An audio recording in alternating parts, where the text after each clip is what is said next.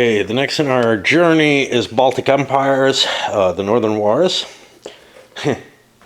This, in terms of topic, is absolutely spot on in terms of the type of, the time period and type of game that I'm really interested in. It's, a grand strategic, it's focused on an area that I've got an interest in, maybe not a lot of knowledge. But when I glanced at it at first, I said, that looks too light. It looks like it's going to be a big Euro. It really kind of, like a Wallenstein or something like that.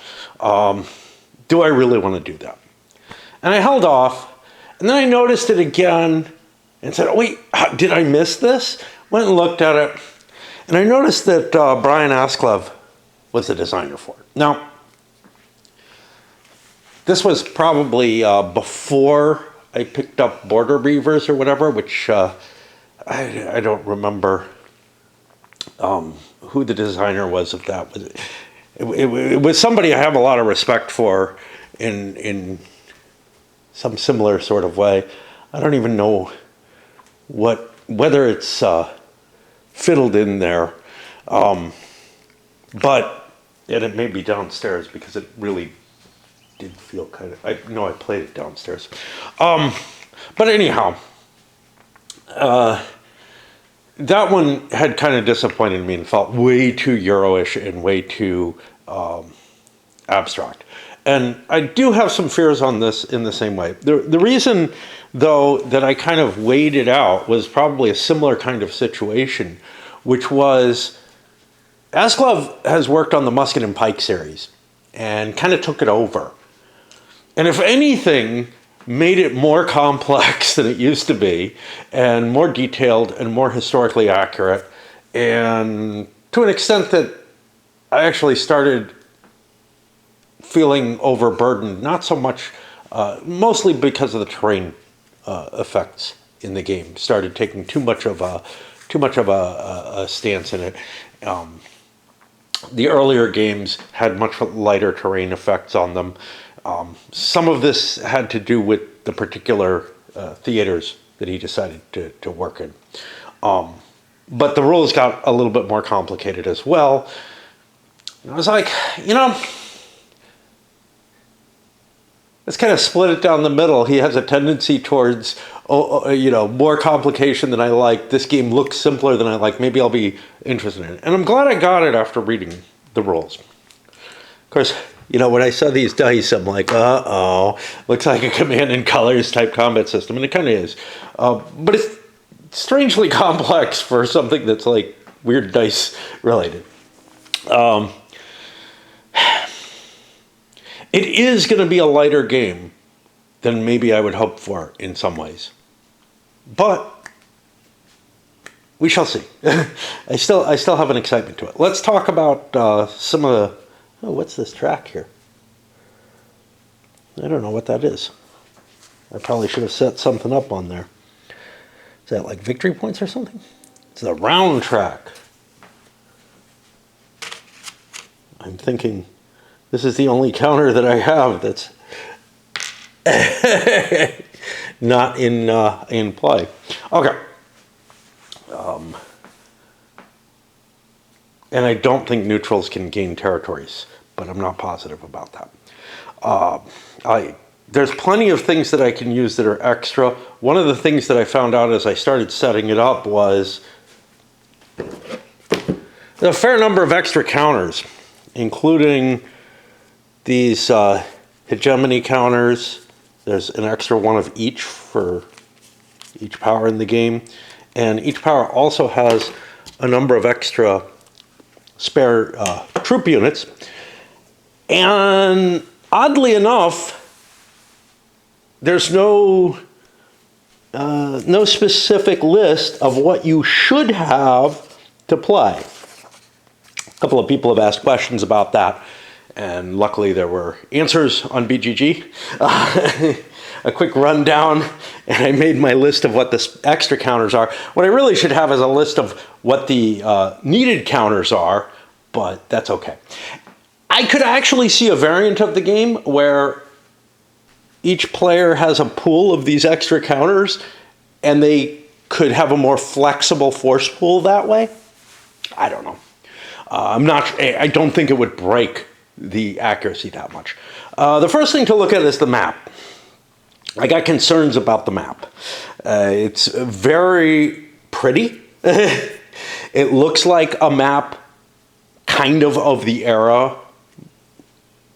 It's done in that kind of design. That works in some games, but there's a lot of busyness in it, and there's a lot of information that's actually important on the map that is muted to a degree that I'm afraid is going to cause me troubles.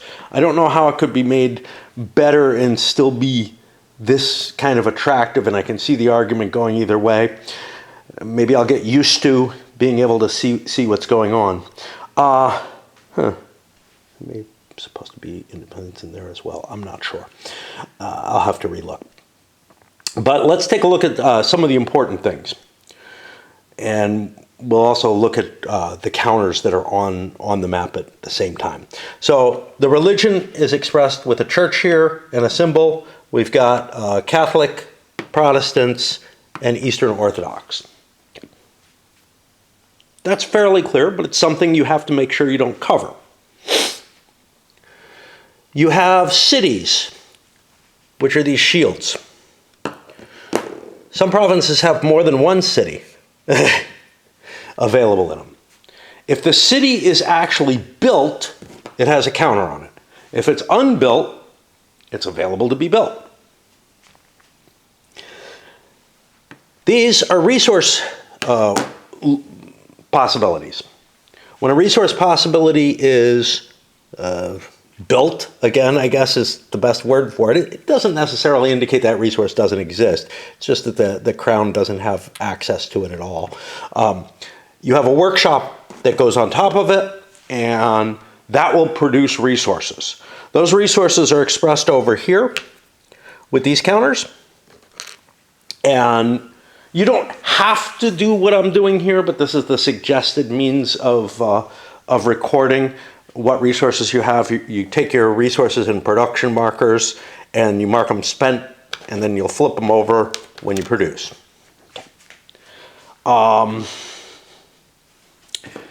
Ownership is marked with these circles, and they represent the 5 different players in the game: Sweden, Denmark, Brandenburg, Russia, and Poland. Shortening some of these because whatever. Now, that marker has 2 sides to it. This is a side that indicates the nobles mostly control the territory, and then in some cases there's a side which shows that the crown actually has significant control over the territory, which is going to give them better, let's call it income, resource extraction, whatever you want to call it, in that area. You have some offboard spaces on there. Like I said, there's a track for the turn. I put that counter there. I'm not sure if that's what I'm supposed to put there. There's no turn marker. There's these external neutral areas, and then they include external neutral cities, which I'm, again, not sure. I don't think there's anything in them, but I'm not positive. A little box. When your state goes into bankruptcy, you get a marker in there. They say put a control token in there. You also have troops on the board. Those, you just have to kind of make sure they're not covering anything important. Like, this is the thing. Your workshops have to be on top of the resource that they're extracting to mark that it's being used, whatever. Your city markers have to be on top of the city locations. And you got to be careful with your other stuff not to cover something that you need to be able to see. And that's going to be kind of a funky issue with the whole thing. The actual troops are broken into 4 types? 3 types? I think 4. Cav, ships, infantry, and forts. Don't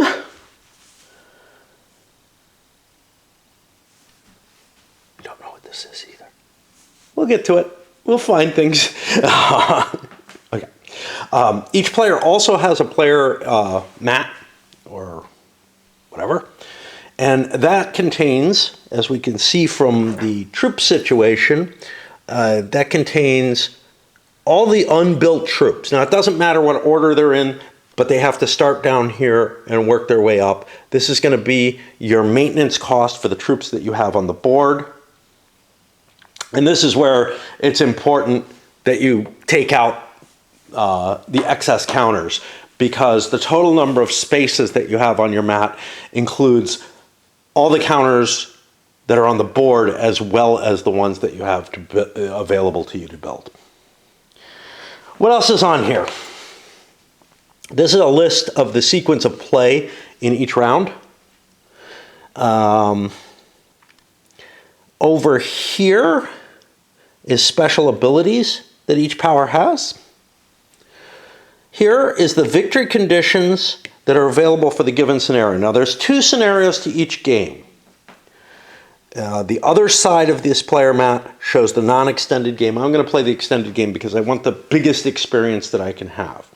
There are also multiple scenarios within the actual rule book. Now, remember what I said, I'm going to play the biggest one. Well, the biggest one is the Northern Wars. It starts in 1558. It goes supposedly the whole length of things. The numbers don't really add up in terms of number of rounds or whatever. Because they're smaller. First of all, they have different scenarios for different numbers of players using the same starting time and position. And, hey, no bots in this one. And then they have shorter wars, conceivably, or wars with different starting points. Well, Livonian's going to be the same starting point. It just has special rules.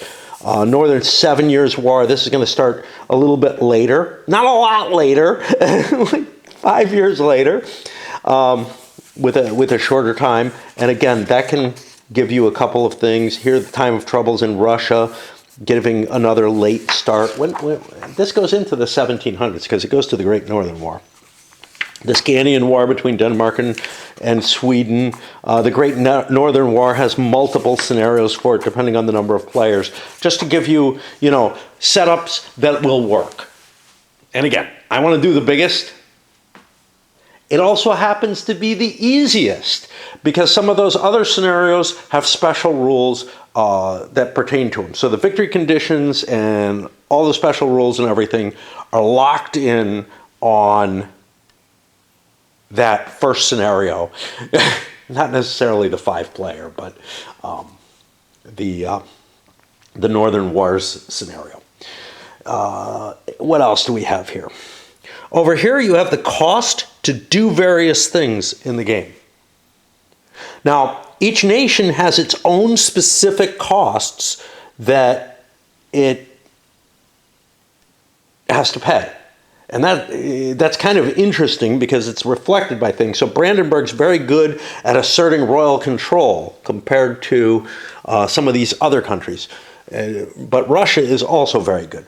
Poland is very bad. And you can see where this is already, like, by giving people different costs for different actions, it gives a nice mechanism for showing some of the capabilities for the powers without going through a lot of special rules, right? It's just right on your player aid what you can do. So any given player can look at it pretty easily. Okay, we're going to look, I don't know what these are. I think these are, these are bonuses that you get over on this track. So let's talk about this track for a little moment. The number of, so this is to track how good you are at military production and what is the other one? I can't fucking remember the name.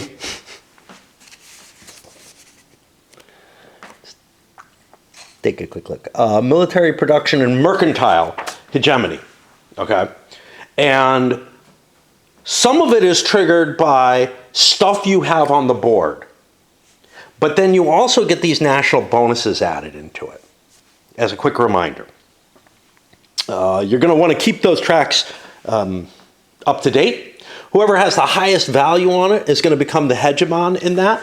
That gives them some some special abilities throughout the game. Some of them are straight up rules things, but in all cases, it gives you the capability to determine who takes their turn in what order in that particular phase. And we're going to have, we have different phases here. So income probably, actually that actually does have an ordering, but it probably doesn't matter. Maritime trade does kind of matter. I don't think finances, I don't think matters. Production might matter. But war is the big one, and hegemony is just counting up your things and seeing what you have. War is the big one because whoever gets to go first or last in a war, that might be advantages to any of those aspects. So that's that track. We come down here. These are the national ambitions that each country has. So this can win you the game.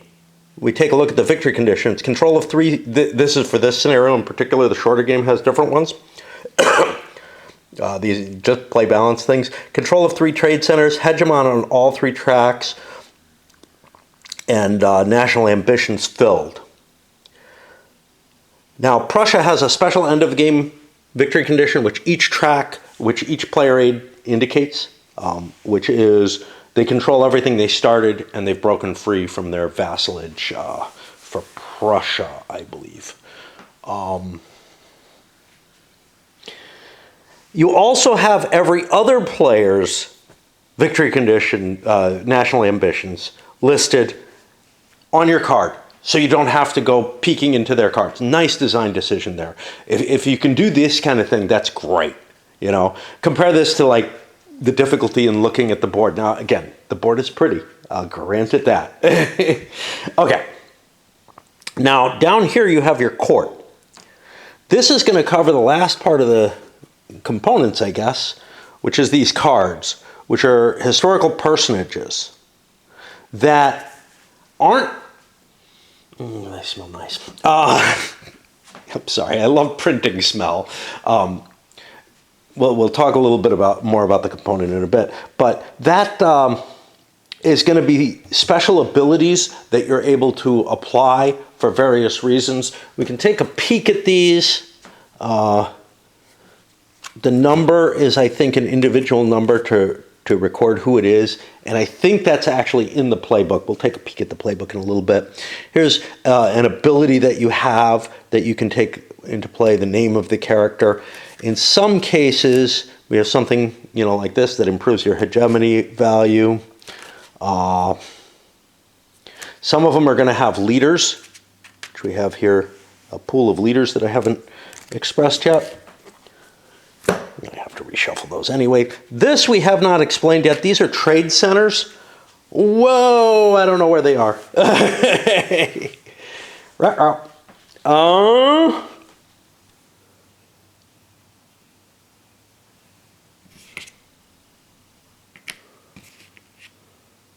this on here. Didn't like that Danzig wasn't a city. It doesn't tell you which specific cities in a region to have. So like this region has 3 cities in it. And to tell you the truth, I think this is more reasonable.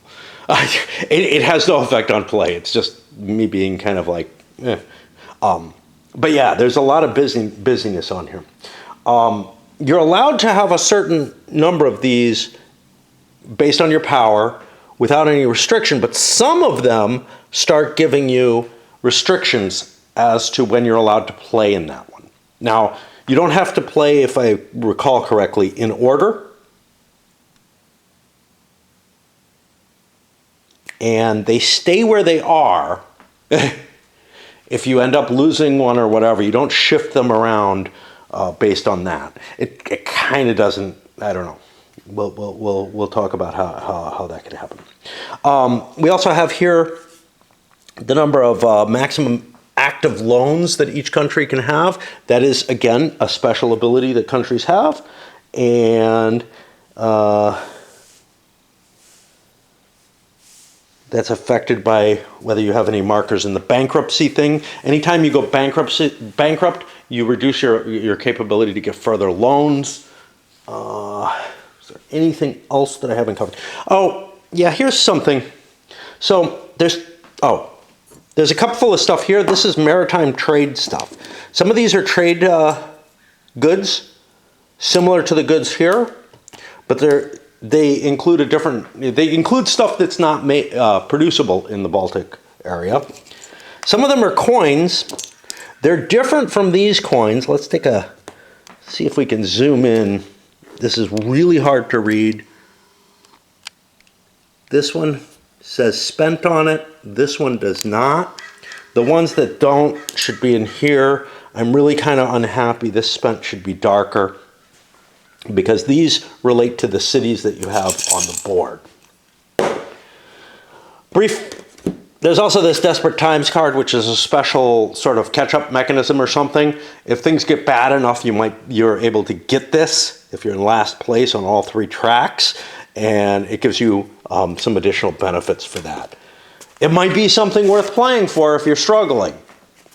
The size of the cards. I mean, these are like tarot-sized cards. This is obviously a big expense, and again, compared to like your normal card deck, absolutely unnecessary for play value or whatever. A little more difficult to shuffle, maybe. I don't know. It's a hard thing. My hands are big enough that I can handle that. I could see people with smaller hands having a problem trying to shuffle these properly. I don't have huge hands, but but I think the biggest thing that kind of disturbs me about them is they eat up a lot of table space going here, and it's forced me to have an extra table when I wouldn't have needed one otherwise, just to leave enough space that I can put those cards in play for all 5 powers. I understand, again, like the map, the beauty of the whole project, like this, which looks like an 1890s board game, more than it looks like anything that fits the era.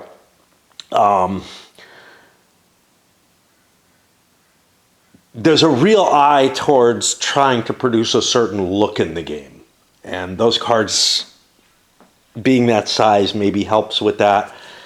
I don't know. I mean, I get it. I just think that it was probably not the best decision in a lot of ways. And like this is kind of confusing to see. I don't know how big a deal it is, but whatever. Okay. So we're going to start digging into the rules. There are a few places where I don't really remember them all that well. I read them, I don't know, about 3 weeks ago or so, while I was still playing Distant Foreign Fields, and then I ended up getting my couple of review games, and I wanted to get Imperial Elegy on the table as quickly as possible. I had been able to read through its rules while I was playing Distant Foreign Fields as well, and got that played. And now I'm coming back to this, and this is kind of dim in my impression. The rules felt okay when I read them from what I remember, although there were a few places where I had questions, and it feels like there might be a couple of little holes in them. Things like not telling you what troops that you have. And I looked at the counter sprues, I guess is what they're called or whatever, where the counters sit and you pop them out. I popped them all out quickly, and then could see that there were too many counters for what I understood of this. Here's another thing. This was not fully explained that you actually put all your counters on there. It's clear that you put something on there, that you put your troops on there, but it's not absolutely clear that everything should go. And if you have too many, you're kind of like, do I take the forts off? What do I take off? Because that would kind of make sense. Anyway,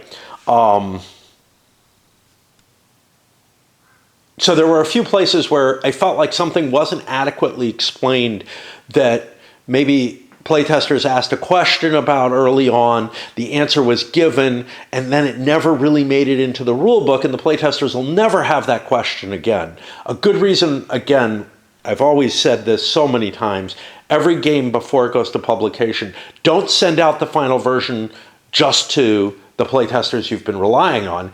Make sure you get a pile of blind playtesters who have never seen this, just, as close to you're ready to produce, to put it out as possible, after, revisions from playtests and whatnot.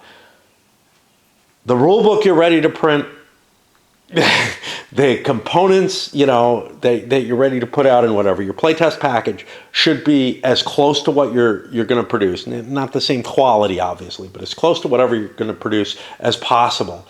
Hand it to them, and then if they have questions, you need to fix something. Even if it's just an errata sheet later on or whatever. Just to make sure that when you actually get this sold product out into people's hands, that they've got everything they need to play. And I felt like this game doesn't really succeed in doing that, at least in a couple of places. And it may just be send out some, get some people, get a couple of groups in the area while you're packaging up the game, or just before you package it up, and have them play test with the full version, maybe even. I don't know, but that final blind test, some level of that has to happen, and it just doesn't feel like it's happening very often. Sometimes I get an errata sheet or something in a game, just that's just been printed or whatever. Do I feel like taking a break or hitting the rules right away?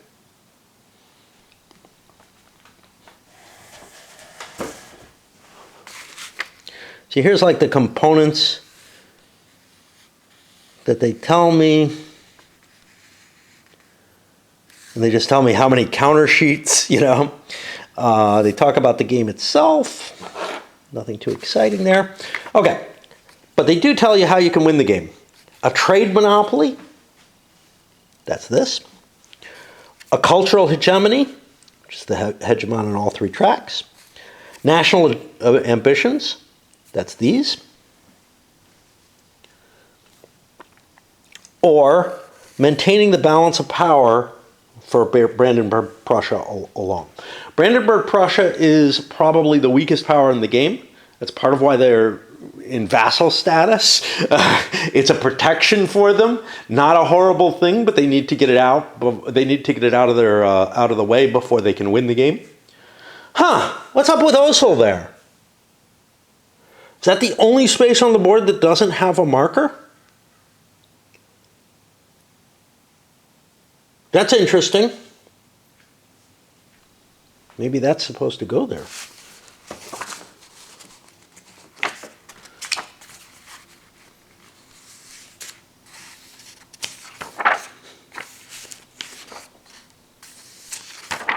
Gotta find.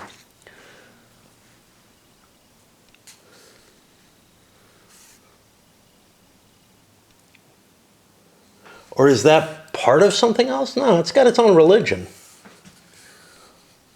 This is interesting. I wonder if Oslo is just not in this scenario and it shows up in something else. I don't know the answer to that. Here it is. It's in the Livonian War, but it's not marked on here. Like, it may just have a special purpose in the Livonian War without any resources to produce, without any city. I don't know how much value it really has, but I guess you can put a little neutral marker up there if you wanted to, or not. I don't know. Like, this is not a location, but that is. It is sometimes kind of hard to tell the divides between territories. So the national divide is this big dark line. The capital is then got this blurry little color that looks like it cuts off the capital from the rest of the nation. And then there's these dashed lines going between different provinces. And in some cases, it's kind of hard to tell what's connected to what. You know, like this. It looks like there's two different countries here.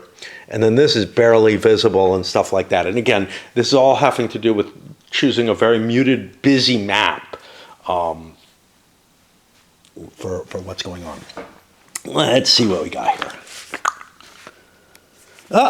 Okay, there's the trade centers. I've got cities.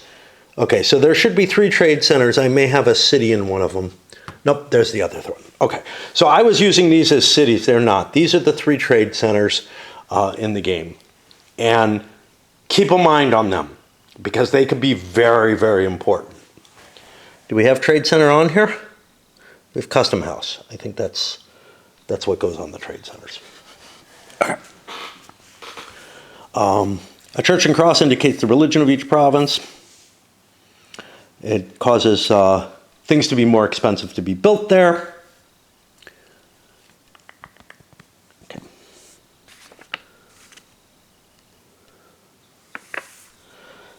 The control is the presence of the disk. The power that controls a province controls all the... Oh, by the way, one of the things as I read these rules, this game felt like something I was trying to kind of reach towards in terms of the type of economic system that I was wanting to do in a game that I was designing. The game I was designing would be much, much different from this in a lot of other ways. But seeing this economic system really pleased me. It was kind of like, I might be able to slot that in. That's close to the kind of thing that I'm thinking of. Or I might get some ideas out of this. So that's that. I'm not actually designing it. Don't worry. It was a game I was designing back when I was in my late 20s. So it's not gonna ever see the sight. But whenever I thought about it a little bit, maybe 5 years ago or whatever, when I bought Heart of Europe, and it took me like 3 years to read that book. So, all right. Control is handled during the war phase. There's sea areas. They can only be occupied by ships of the line. Other units can cross them by walking on the ships, essentially. Think diplomacy here. Foreign power areas. 3 foreign power areas. Maritime powers, Habsburg lands, and Ottoman and Tartar lands. Okay, so that's what the maritime powers are. May only be occupied by independent units, and they're out of play for all other purposes. The Habsburg and Ottoman and Tartar lands each show 2 city coats of arms. Okay, and they have no effect on game. Great, thanks. Needed that. Adjacency. Things are adjacent if they share a border. Sharing a corner isn't enough, and it gives details there. The round track runs from 1 to 16. The black pawn should be on this current round. Okay. Well, you know what? I'm putting this here then, because I think it belongs there. Again, nobody may want it, but... And I may have an extra black pawn. This is a thing GMT does. Is they give you extra stuff. So they say one black round marker pawn. There's 2 of them. There may actually be too many of the wooden pieces as well. So I'm not worried about that. If somebody extends beyond their territory, screw it. I don't think that's going to happen. Okay. The different lengths of the game are printed on here. We're going to be going 16 turns, but you could be playing a shorter scenario by any means. The state bankruptcy is used to hold control markers for any power that defaults on a loan. For each one in there, you suffer a penalty of -2 for mercantile and production, printed on there, for ease of understanding and remembering, and also reduces the total number of loans you can take, which will be spelled out on here. And they'll be in a weaker position for the tiebreaker victory conditions. Hegemony tracks, better explained. We have a picture of this, explaining all the different things on the board. There's also a picture of the initial setup for this scenario. Good luck being able to see this. This is interesting. That looks like that should be Danish. Did I miss something? Did I miss something? I thought I looked through it and didn't see it. Oslo. Yeah, how about that? Okay. Take that off. So there's an extra one of these, which is fine. Fair enough. I don't think that's going to make a hell of a lot of difference. Unless Denmark needs to they need to control all their starting provinces. How about that? For their national, so it is actually important. Anyway. Infrastructure. This is the bigger square counters. Workshops, there's 11 different types, each with a specific good. They can only be built in the province on top of the good, and on top of the, so like you could build cows here, fur here, wheat here, this is flax, I don't know what the hell that is. This is, you can build dudes with sticks. No. So, and that's another issue here. Things like this are kicking around and they don't mean anything. Okay, I don't mind the sea monster, but this guy with his, looks like a thing to clean out the cannon and he's washing it in the water. Stuff like that is meaningless, and it's like, it looks too close to something else and it's going to help with causing that busyness issue that I'm worried about.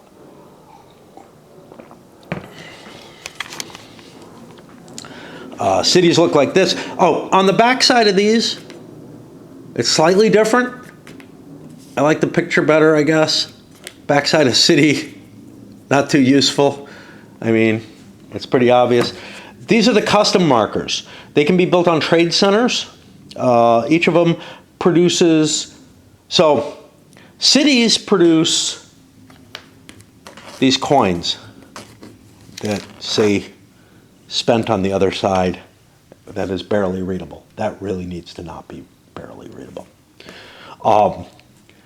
Custom houses, or cities produce the money, workshops produce specific goods, and the type of good is important, although not as important as I want it to be. And then there are custom house markers, all identical. They produce one tailor and one random maritime resource, which could be money, it could be goods. The interesting thing here is the money on here doesn't have a spent marker. The goods do say spent on the back. I guess you could record them as spent and then throw them in the cup later, but as far as I'm concerned, you probably should just be getting rid of them. But I guess at a brief time, you might have it flipped over while you're trying to decide what you're spending or whatever. Maybe, I don't know.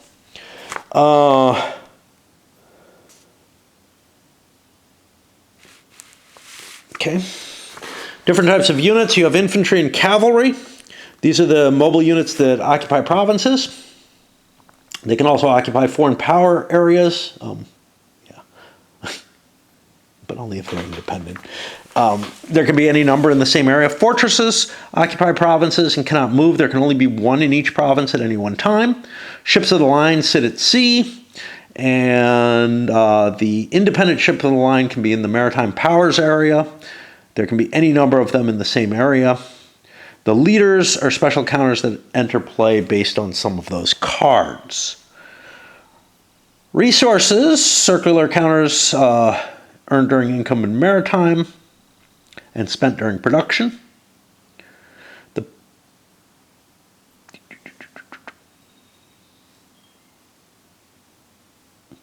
They talk about there's no game difference between visually distinct thalers, which are just provided for variety. There kind of is. Some of them go back in the cup, some of them don't. And they're not that easy to distinguish. The only way that I could distinguish them very easily was honestly Here, let's take a look at the two together. And this kind of disturbs me. A little bit of color differentiation, which if they're right next to each other, you can see. The coin itself looks different on the two. And then there's the back side, where one of them has a very, very faint differentiation. They say there's no game difference in them. I deny that, because the silver ones all go back in the cup. The gold ones do not. They're kept for production. And it's important what the distribution of counters is in the cup. So, yeah. Where are we here? Okay. The reason we're keeping these like this on the spent side or whatever is because your production is pretty much fixed for what you get in terms of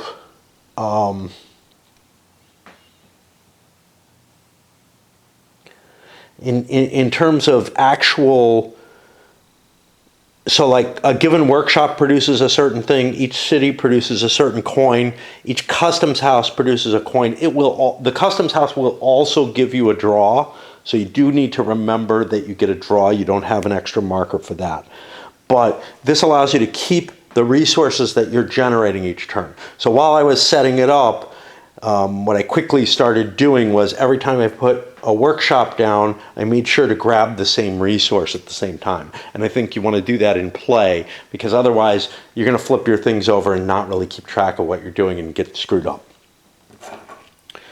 I'm going to pause there. This is mostly stuff I've gone over. I'm just skimming through it to make sure that I've caught everything that I want to say, or more likely that I understand everything that there is to say in the rules about it. But my battery's running down. I need a pipe. My coffee's getting cold. To the power mats, one thing I want to note before I start reading and seeing if I have missed anything. There are images of key figures on these mats. These are not who you are throughout the course of the game. Rulers switch and whatnot, but they actually have no effect. Some rulers of countries are in this deck. They can go to any country, I guess. So you have like Charles XII of Sweden as one of the factors in there. He could end up being on Russia's side, or, you know, whatever. And it's just, you know, it's just the effect of the card, not who the person is. Kind of reminds me a little bit of games like Age of Renaissance, where it's not linked to the particular nation. I think I've gone over all of this.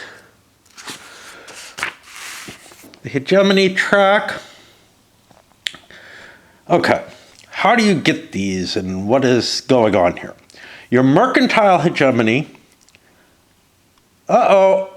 Oh, yeah, so actually,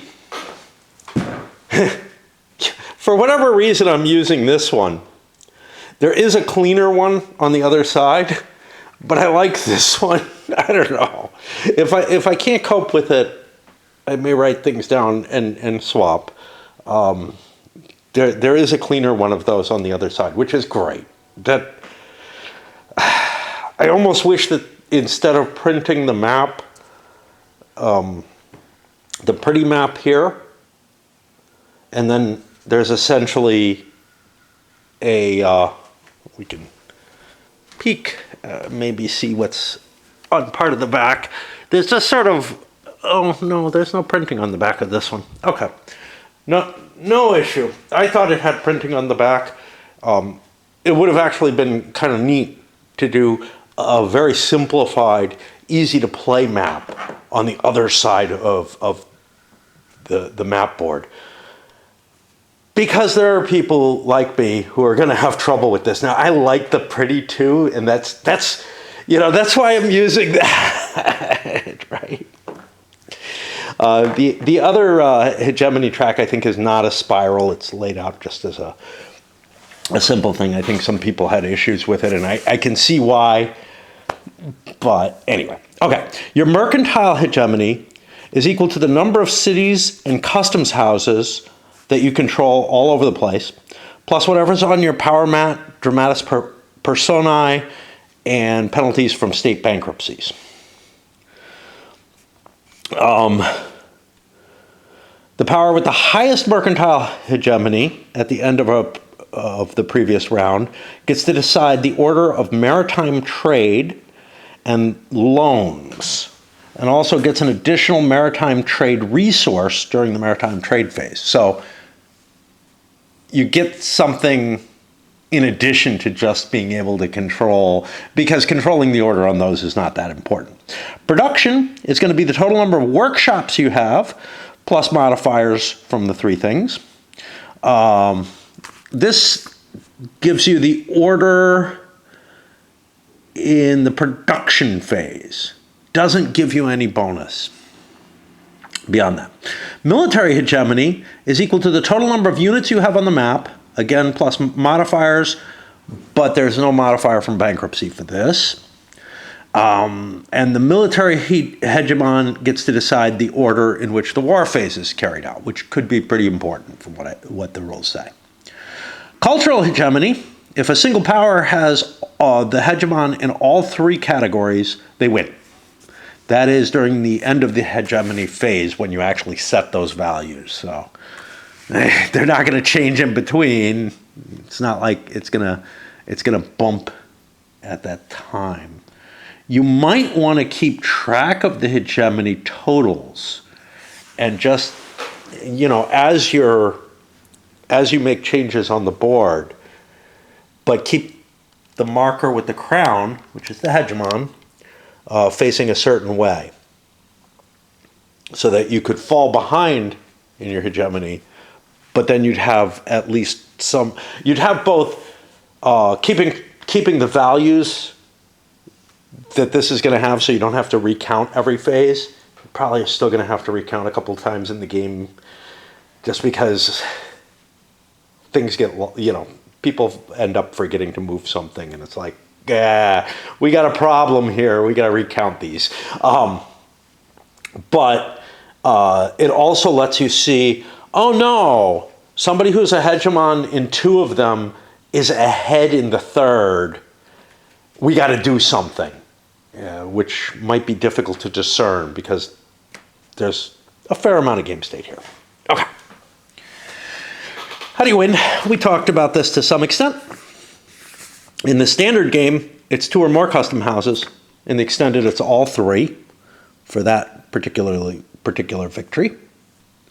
Dramatis Personae cards might have a different victory condition on them, which you can achieve on your own instead of one of the standard victory conditions, or instead of your national, what do they call them? Ambitions. So that's the trade monopoly. The idea being there, if you control the mouths of all the great rivers, you would be in a very powerful position overall. Cultural hegemony, if you are the hegemon in all 3. If you could make yourself the economic and military powerhouse. See, this is nice. Like the last game I dealt with, there's a lot of design notes worked into the rules themselves. Again, it's not as cool as working them in the way victory games did, with a third of the page for examples and stuff like that. But anyway, become an inspiration to others. This is going to be the same victory condition in both games. National ambition. Each power has its own desires, which are set out. And if you achieve these, you end up winning. Now, in any case, all victory conditions are assessed at the end of each round during the hegemony phase. Yeah, that's what I thought. Balance of power. Prussia wins a balance of power if at the end of the final hegemony no other power has yet won, and they have Königsberg and Brandenburg, their starting positions, and their vassal status has been canceled. Brandenburg Prussia is a minor power compared to the others. If they could keep the balance of power between the others, they have some special abilities that help with this too. They would be able to rise to power in the long term. It also nicely compensates them for its weak starting position. This is the same in both versions, but they say it might be harder in the longer extended scenario. I don't know if that really feels true. I mean, all you have to do, well, it's at the end of the final hegemony phase. Yeah, it does make sense. There's more time to beat them back. But on the other hand, it takes them a great deal of time in building up to be in a position to say they can get away with this, I think. The alternates, the Dramatis Personae cards might have their own, which are generally assessed at the end of the hegemony phase. If 2 or more players have fulfilled victory conditions during hegemony, or if no player has gotten victory at the end of the game, then victory goes to the power that is the hegemon in the most categories, or if still tied, to the power with the fewest current loans and bankruptcy markers. If this still is a tie, hey, they establish a personal union. I don't know about that, but they get a shared victory. Personal union is like when the Swedish and Polish crown became the same, or the Saxon and Polish crown too. But anyway, I think I can swap batteries and maybe grab another pipe. My pipe ran out. When I said it was kind of Euro-ish, something about this actually reminds me more of a much earlier age. Games that came out in the early 80s, there were and around that era, there were a number of games that came out that were kind of lighter. They go into my Wimp Games category largely, that had mechanisms that feel like this game does in a lot of ways. Now this is obviously building on the experiences of the games of that era and whatnot. So I've got my hopes as well as, things that work well in the Euros and everything. And I failed to I filled my pipe, I didn't light it. Okay, I did have some issues with the Dramatis Personae. Well, at least one in particular having to do with this card. But I figured it out at this point. The image confused me. Okay. The double penetration cards represent important historical figures. Each power has slots for them, called the court at the bottom of their power. Some slots can always be filled, but others have special conditions. We talked about that. The card can be placed here if the condition is met. There's no effect if a condition ceases to be met while the card is in that slot, so you don't have to ditch it. A power can always choose to discard a Dramatis Personae during the production phase in case they want a new one. The loan limit of each power is determined by the number of cards in their court. And that's here. It differs by country, though. Okay. You have the name of the person, a card number for reference, and again, I think those relate to historical information in the playbook. Hegemony modifiers, which is what this is, and that's what confused me. This image, I was like, does he have +3 in combat? What's up there? No, he has a +3 in his hegemony, which means in and of himself, he's not particularly giving you anything in combat. Now, he may have a leader. If he has a leader, which I would assume he would, he does. I feel like that should be stated somewhere. And I don't see any imagery that says, I get this counter of a leader on there.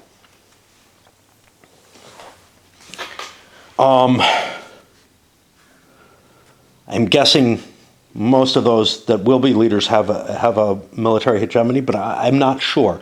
That's something that really needs to be there, something that indicates that you need that leader is available.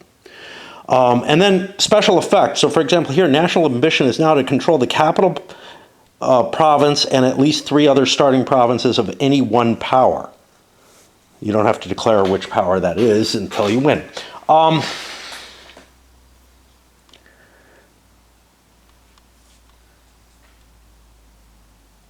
It's not clear to me if that replaces your old national ambition or if it's an additional option for one. It does say is now, which kind of sounds like replacing, and that's how I'm reading it right now. Maybe I'm wrong. I feel like there should be some kind of clarification there, and I've got worries that these cards are going to be somewhat vague. I haven't explored them. I just opened them, which is why they smell so nice. There's several types of unique effect. Maybe it tells me here. Immediates. As soon as the card is recruited to your court, it takes effect. One time. These can be used once as indicated in the card at the time of your choice, and then the card is discarded. Permanent. These effects are active as long as it's in your court. Victory, a special type of permanent effect that gives you a new victory condition, either in addition or replacing your national ambition. I think this means replace.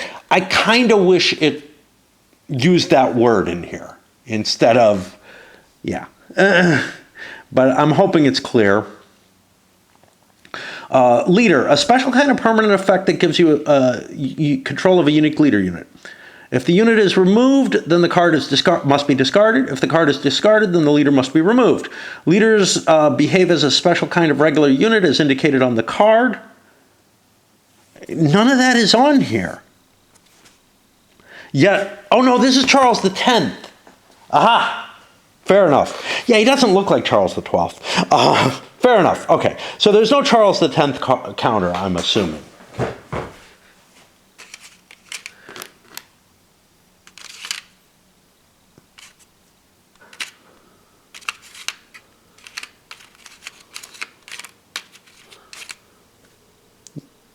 Are there two Trumps? I thought I saw another Trump. I don't know. Anyway, okay. So there goes my confusion. Everything has been addressed here. If the unit is removed, then the card, yeah, okay. Leaders behave as a specific kind of regular unit as indicated on the card and are affected by other dramatis personae cards. This sounds like Charles XII. That's why, like, capturing somebody else's, although he did that too easily, so maybe not. Where do we have here? Are affected by other dramatis personae that improve units of that type. They are also affected by Sweden's superior firepower, Poland and Lithuania's winged hussars, but not by Russia's ill-trained troops rule. These rules should all be on here. So we were looking at winged hussars is on here. So those are all available to you sitting there. The Russian ill-trained troops is a bad effect, which is why you wouldn't want it affecting your leader. Okay, let's look at the design notes because they're kind of important and just briefly look through, see if there was anything that I really feel like I want to discuss. Does not necessarily mean this actual character has been recruited. Thus, it's possible for Denmark to get Peter the Great. Yeah. Although I got to tell you, that's what I'm going to imagine. Peter doesn't manage to take over Russia and becomes a military leader over in Sweden. I don't know. No effort's been made to make them equally strong. Some are good. Others might not be all that powerful. All right. Now it's time for the sequence of play, essentially. There's 8, 12, or 16 turns in the scenarios, depending on the players and the scenario they choose. Whenever necessary, the order in which powers resolve their phase is determined by the hegemon. Mercantile for the maritime trade and finances, production for production, and military for war. The order of play is most important in war. Moderately so in production. I don't know how much. Yeah, there's something you have to make a decision on. I think the dramatis personae. And usually unimportant during maritime trade and finances. If players can agree, they can resolve them simultaneously. The hegemon basically decides, okay, you go. Okay, you go.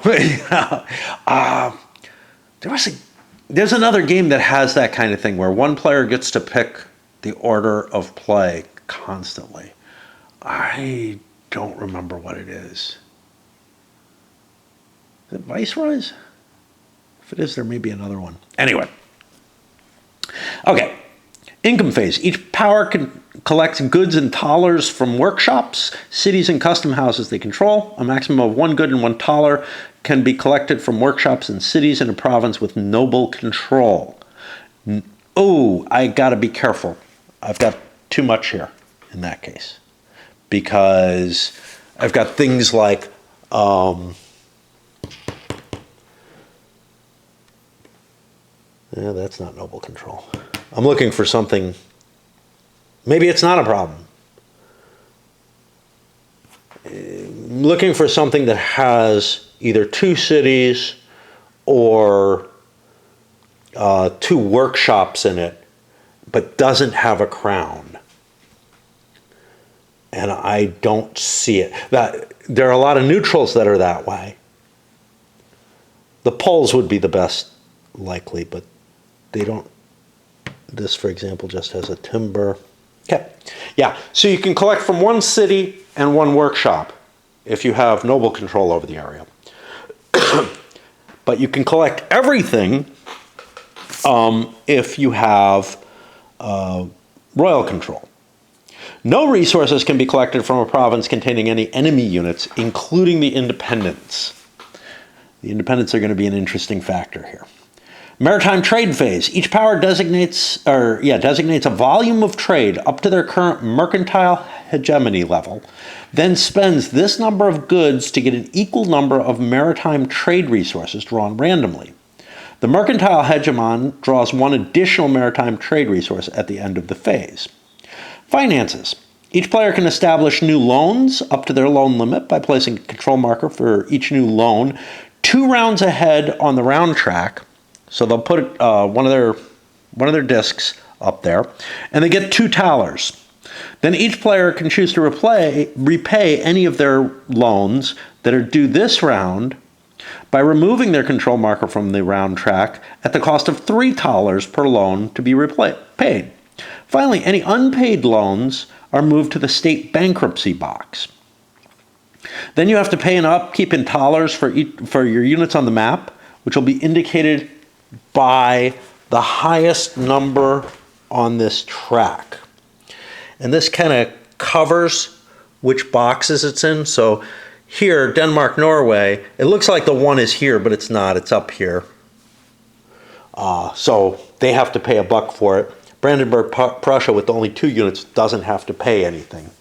And you're going to have to make your balance there as to how much you want to be involved in warfare, etc. You must pay your upkeep, yeah.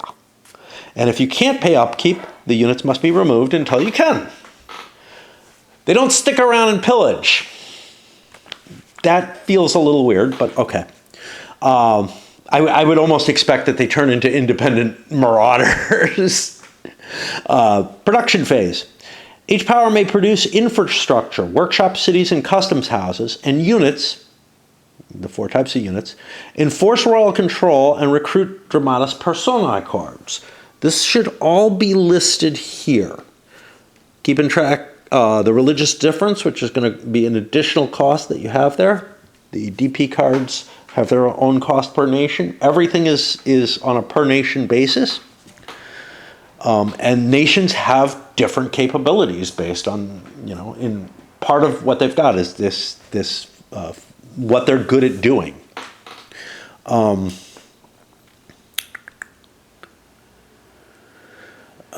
Each item must be purchased with a set of non-matching goods equal to its cost. Okay? So if you have a cost of 3 for something, you need 3 different types of goods. Now if we look here, I've got grain, cattle, timber. Don't worry about the money. So I could build a city or a custom house with that. I can't build a ship of the line with what I have. First of all, because I don't have 5 different things. And secondly, because I've got like 2 cattle in my production. So the Prussians are simply not going to be able to build a ship until they, solve their resource issue there. Except, Any number of thalers may be substituted as wild goods. At the end of the production phase, all unspent goods are lost. Are thalers goods? I don't think thalers are goods, so you can actually save them. Which might be part of why they have a different coloration. Why they're less obvious that they're spent or not. I don't know. But if you don't spend one of these, then you would get another one later, which becomes weird. Okay, war phase. Each power takes a war turn during which they may first ally with independent units and take control of provinces where they are asserting control. That sounds like the same thing. Asserting control is a specific situation. It's capitalized, so it has a specific meaning. We haven't discussed it yet. Just understand that they can take full control after they've asserted control. And then move their units and resolve battles in spaces where they are present with enemy units.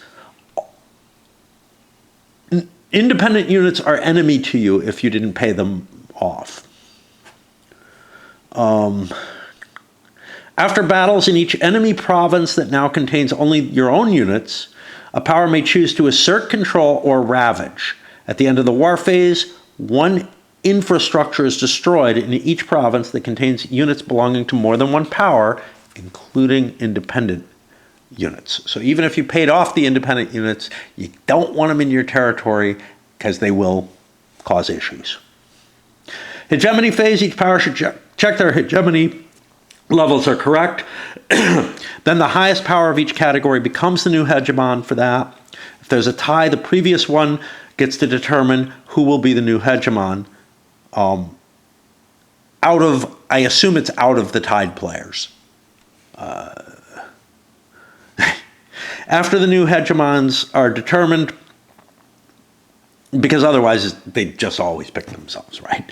After the new hegemons are determined, players should check to see if one or more provinces has met, one or more power has met the victory condition, or a victory condition, in which case victory is determined. If no power has achieved it, all unclaimed Dramatis Personae cards are discarded and 5 new cards are drawn. Okay. This is why I don't remember when you buy them. It's in production? Yeah, it's in the production phase. Order of that is important because certain Dramatis Personae could be more desirable to everyone. Okay. Let's look at the specifics. The income phase, each workshop produces 1 good of the corresponding type. In a province with noble control, you can only get 1 good from workshops. Your choice, which one? In a province with royal control, you can collect 1 good from each workshop. Now, this representation doesn't really work if you've got choices, which I think means I'm going to be putting money on top of the workshops. There's also this being able to flip these. That might be of some use somehow to indicating whether or not that's my producing one. I don't know, but it's something I'm going to have to get used to within the game as to how to represent this in a way that plays smoothly. Each city produces 1 thaler. In a province with noble control, you can only get 1 thaler from cities. Royal control, you can collect from each. There was a high level of decentralization. This is what's appealing to me, because the game I'm thinking of is for a much earlier period where that kind of decentralization was hefty, but you start seeing the formation of at least the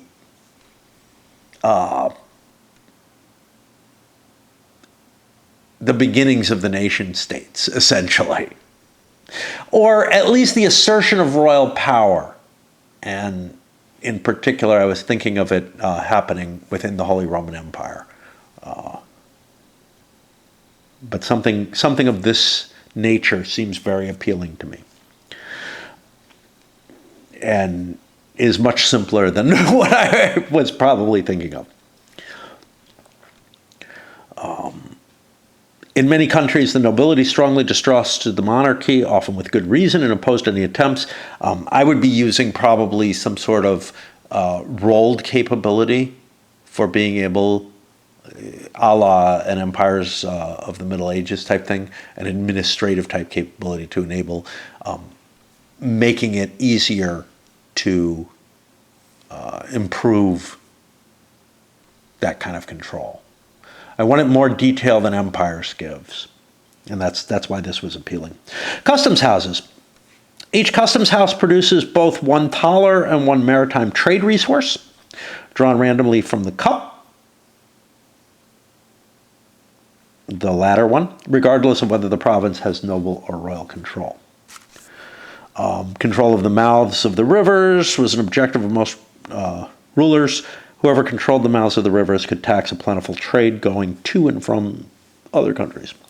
Desperate times. If you hold Desperate Times card, you get 2 extra thalers during your income phase. That's pretty nice. And, you know, I don't know. If you're able to do okay without being, while being last in all the hegemony tracks, wow. We're about ready to stop here. So let's get the maritime trade phase out and get the next. During the maritime trade phase, each power declares a volume of trade, then discards that many goods of any type to draw an equal number of maritime trade resources. A power may never declare a volume of trade that's higher than their current mercantile hegemony or the number of goods that they have available. These maritime trade resources taken from the cup are either going to be thalers or rarer types of goods not otherwise found on the map. I think there were things on the map in there. And represent imported goods from Asia and Americas. So what's really good about these is that they enable you to get multiple different types more easily. So you could have a big grain economy, and if you keep shipping your grain away, you'll either get thalers, which are just perfectly fine, or you'll get goods that you can match better. Manipulating the markets, the mercantile hegemon determines the order in which trade is conducted, if there's any dispute. And the end of the maritime trade phase, they draw an extra resource from the cup in addition to whatever they got from trade. Okay. Sound dues. At the end of this phase, Denmark-Norway also gets regular thalers equal to half the highest volume of trade utilized by other powers, provided that they control both Scania and Copenhagen. This is a sweet power. And it keeps other people from wanting to trade, and everybody is on this side. If somebody got something like Bremen connected to their stuff, you could make a good argument that like some of their trade probably wouldn't go through. But this is a powerful ability that is going to be a disincentive for people to trade heavily, and makes the ordering kind of important, because deciding on how much trade you want to ship through, well, everybody else can ship that much through too. It doesn't hurt them. The sound dues was a huge, huge advantage to the income for Denmark, and it was a country that was largely decentralized, not all that rich, but control of the trade dues was what allowed them to like enter into the 30 Years' War and everything. I don't know how much the notes there, they go into the general gist of it. I don't know what they're saying specifically. It doesn't look like they're going into all that much detail. All right, I'm going to stop there because I got 2 batteries charging. I'm not smoking, and we're at an okay point. Let me do a quickie additional. When I was talking about this reminding me of earlier games, you know what I'm thinking here? Borderlands, which is one I really liked the reprint or reskinning of it or whatever. Something where you've got like trade resources and everything that you have to deal in. Now, unlike in this, and we'll look for the design notes on the purchasing when they come up. The idea here is you just need you just need different types. I feel like certain resources are more useful for certain things. But this might be a good abstraction that handles stuff. Oh, let me just check.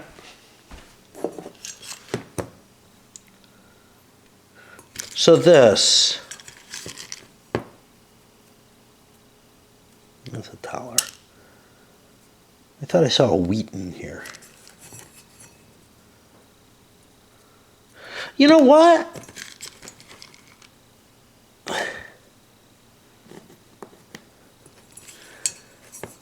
If that's a taler, I think these come. I think these are the talers that go in here. I think I saw these two different types, and I separated them, and I don't think they should be, because I see this is very clearly a taler. Okay, I got a lot less worry now. A lot less. All right, finances phase. Each power can take out loans, and they can pay back their old loans or default. They have to pay upkeep for their units on the map. The mercantile hegemon gets to decide the order, but there's probably little reason. Deciding which units to disband might be important.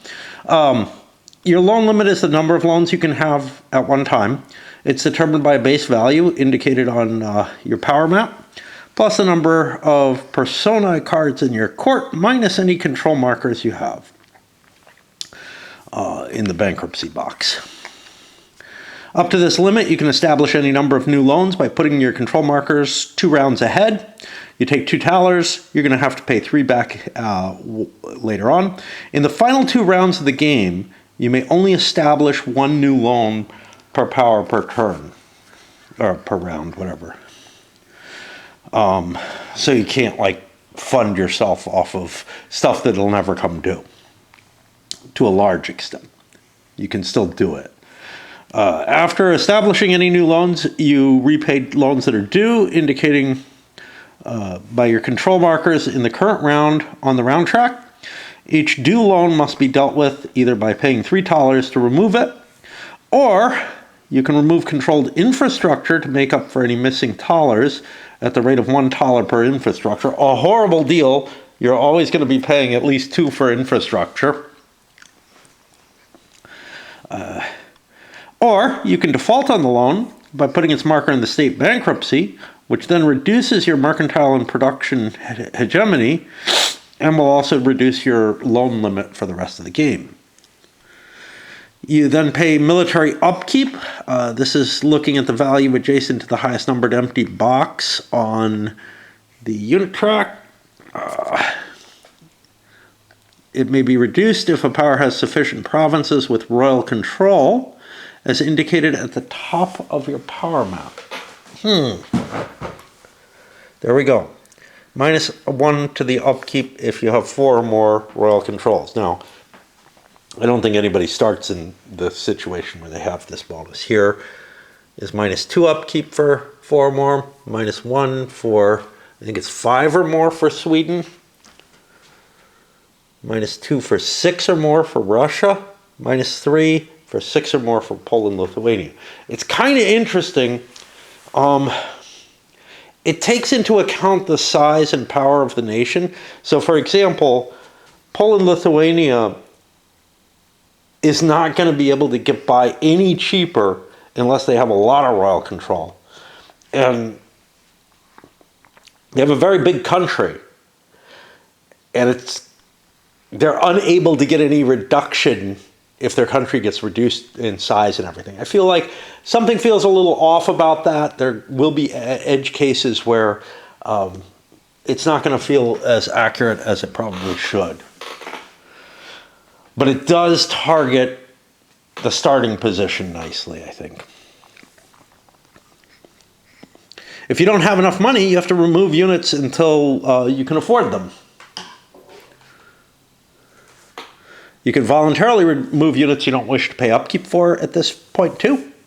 And you don't have to pay for leaders because they're not coming off of your track.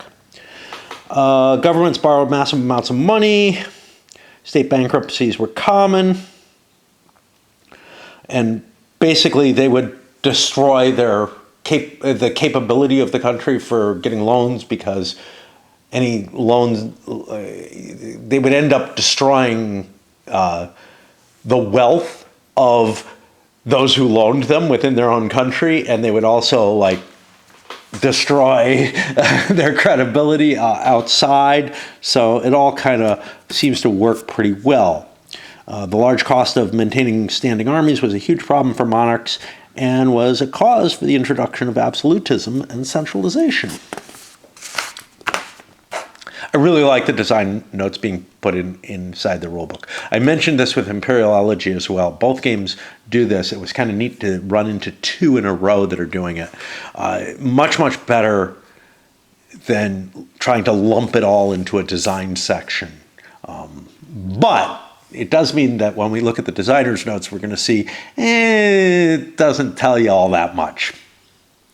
Production phase. During production, you spend your goods and dollars to produce infrastructure and new units. Now, income phase is when you got your production. Okay.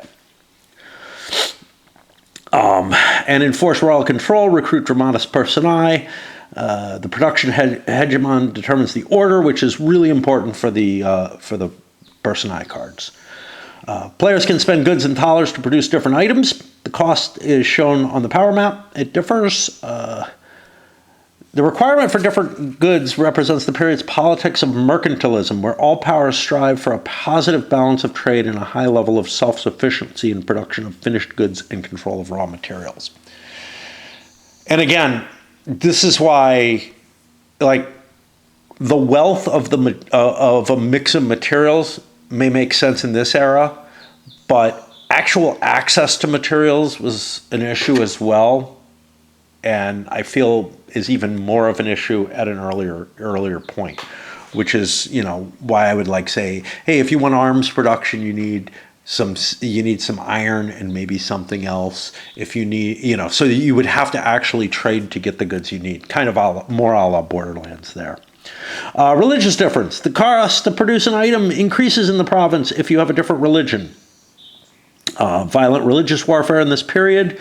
It was less important in the Baltic compared to West, but it's still a factor, and if your religions were different, they would be reluctantly to support the ruler. Building infrastructure. Infrastructure can be built in any province that the power controls and that doesn't contain enemy units, including independence. You have to have a valid space to build it, i.e. a workshop can only be built for the type of material that's producible there, etc. Here it says it can be convenient to take a matching circular goods counter at the same time. Yeah, that's kind of what I was thinking there. Although, again, if you don't have royal control, that's going to change things. If there's multiple items in a single province. Of course, if you've got a large country like Poland or whatever, you can develop across a lot of different places and still get your full income without asserting the royal control as easily. Units can be built in any province that the power controls and that does not contain enemy units. A fortress can only be built in a province that does not already contain one. Ships of the line can be built in any sea area adjacent to a province where other units could build. All units are built. The remaining available units should be shifted in order to get your price for maintenance correct. Brandenburg, Prussia can produce one independent unit for free in any independent province without non-independent units, or foreign power area, that's these things, or in a sea area adjacent to such areas. Enforcing royal control. You can enforce it in a province with noble control that the player controls and that contains at least one of their own units and no enemy units. Flip the control marker over to the crown. The presence of friendly units indicates the need to forcefully impose control on the central authority upon the local nobility. The units could have been built during the same production phase, though. Recruiting dramatis personae. I assume everything, like building units in an area where you have the wrong religion, is going to cost that extra religious cost as well. That's not clarified here, but it's any item, so yeah. Dramatis personae, I don't know. The only way the religious cost would apply here, I think, is if, we'll see, but is if you don't have any provinces of your religion, which might be kind of difficult. But you can always tell what your religion is by your original capital, which you might have lost. Maybe. These can only be recruited if the power controls their capital. Oh, okay. Well, there you go. If they control their capital, each player may recruit a maximum of 1 card from the display per production phase, placing it in any available spot in their court. They can discard a card to make room. If you're holding Desperate Times card, you may purchase 1 additional Dramatis Personae from the discard pile at a discount of 2 resources, even if you don't control your capital province. That's a powerful capability. Wastage. At the end of production, each power loses any remaining goods that they have spent. Remember to return discarded maritime goods to the cup. Any unspent thalers, including from the cup, do not have to be spent. Some of me says, yeah, I could see wastage actually going on the thalers as well, but whatever. Not the same degree, but that royalty tended to expend money on stupid things if it was hacking around. The war phase. During the war phase, each player takes a war turn during which they will ally with independent units, take control of provinces where they are already asserting control, and then move their units and engage in battle and conquest. The military hegemon decides the order and may wait to see how the turn goes before deciding who will act next. That is true in every case of the hegemons choosing the order of play. That was clarified. Each war turn is composed of the following: allying with independents, take control where asserting control, move naval units, resolve naval battles, move land units, resolve land battles, and then resolve conquests. After all players have completed their war turns, there is a final devastation step, and then the phase is complete. Allying with independent units. The active player can spend any number of thalers to ally with any independent units for the duration of their war turn, just theirs, at a cost of 1 thaler per allied unit. This is the neutrals.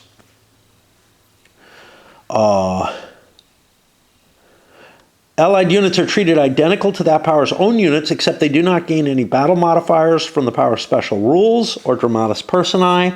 All alliances with independent units end once a power's war turn is complete, meaning that multiple players can keep allying with the same unit. Balance of power. Brandenburg Prussia may ally for free with 1 independent unit during their war turn. Vassal of Poland. Brandenburg Prussia and Poland Lithuania may use allied independent units to attack each other even while the vassalage is in place. That's an expensive thing to do. You can put control markers to indicate which units you bought until the end of your war turn, just to help you see what's going on. Allied independent ships can transport friendly land units across the sea and vice versa. Allied independent units can fight in battles alongside your own units and be removed as losses if desired, even before your own units. The Baltic didn't exist in a vacuum. Events here were affected by other powers that were in play. Most of them did at times fight or ally with one or more of these. This rule reflects this without making their actions overtly complex. The cost to ally loosely represents direct payments or agreements to trading deals. Prussia, being the underdog power, had interests more in line with the additional powers that were seeking to avoid any kind of dominance of the Baltic.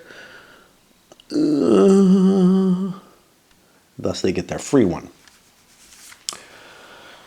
Take control where asserting control. If you're asserting control, which is indicated by one of your units on top of the control marker, I can't really show that completely properly, but like this could be on top of that, and that would indicate that I've asserted control of the province. At a previous point, we'll get to when that happens. Now take control of that province, replace the control marker with one of their own, crown side down to show it's under noble control. Some powers have exceptions to that. If they were asserting control but enemy units are there, their unit gets pulled off the control marker. They're no longer even asserting control anymore. Russia has the bonus of putting their crown markers crown side up as soon as they conquer an area.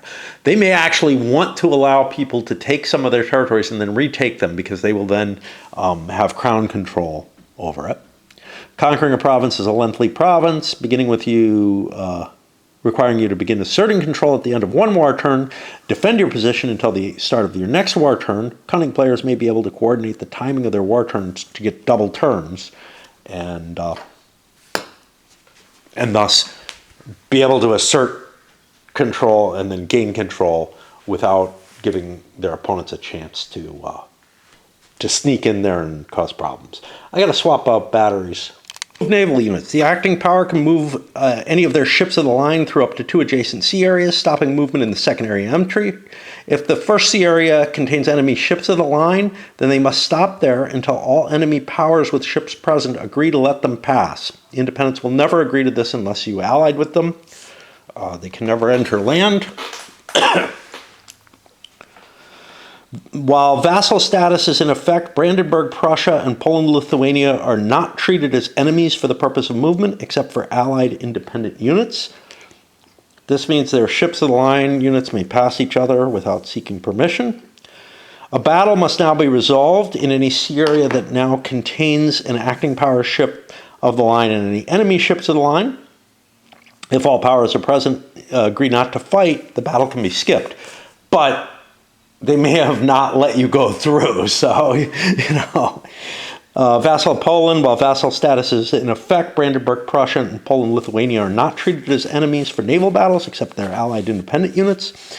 This means they may not battle against each other unless one power is using allied independent units, in which case only those independent units will be involved in battle on the attacking side.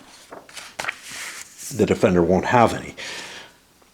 Move land units. The acting player may move any of their infantry to adjacent provinces and any of their cav through up to 2 adjacent provinces, stopping movement in the second province entered.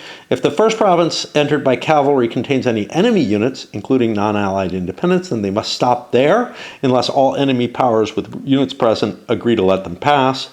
Again, vassal of Poland is going to treat the actual units of the country, not the independents, as friendly. Infantry and cav may never enter sea areas, but instead of resolving their normal movement, they may be moved across a chain of adjacent sea areas containing friendly ships of the line, ending their movement in a province. I don't think the cav get an extra move after that. Fortresses may never be moved. It's instead of normal movement, so it would take the entire cav movement. Fortresses may never be moved, and allied independent units may be moved into or through foreign power areas. Resolve land battles. A battle must now be resolved in any area that now contains an acting powers infantry and or cav, including leaders and any enemy units. The acting powers fortresses are ignored for the purpose of land battle resolution. You can't attack with fortresses. If all powers present in a province agree not to fight, you can skip it. And again, vassal of Poland, same kind of effects as before. Resolve conquest. If in any enemy province where the acting power now has their own units and no enemy units, they may choose to take one of the following conquest actions. Ravage, remove an infrastructure for each unit they have there. Assert control, place one of their own units, not allied, on top of the control marker. While in this state, the province is treated as being controlled by no power, and if they can maintain it until their next war turn, they may take control of the province, or just don't do anything. The ability to remove all control while asserting control is important for preventing automatic victories during the hegemony phase, and that means that conquest is still meaningful in the final round of the game. Vassal of Poland, while the vassal is in effect, Brandenburg, Prussia, and Poland, Lithuania are treated as friendly. They can't conquest each other's territory, except for allied independent units. Allied